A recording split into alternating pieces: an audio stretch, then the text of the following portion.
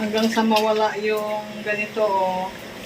Yung ganito, ibig sabihin, ano pa siya, tagang dami pa harina. Ito? Itong ganito. Kailangan ganito yun na yung texture niya, yung ganyan, oh.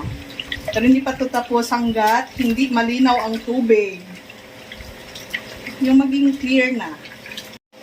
Ayan, malapit na maging clear. Ayan na, medyo form na siya na ano. Wala nang puti-puti. Ganyan po ang gluten. Yan, hindi na siya ganun kaputi. Ibig sabihin, malinis na yung ano niya. Malapit na maging clear. Pag clear na talaga na, parang tubig na talaga yun. Ano na talaga Mahimo siya. na siya gluten. Makauna na. Yan, clear na yung tubig, kaya pwede na yan. Ibig sabihin, ano, natanggal na yung mga talagang mga harina or starch. Yan. So, okay na yan. Ready to cook na. Boiling.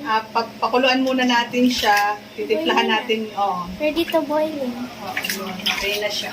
So, yun lang. Thank you for watching. Bye!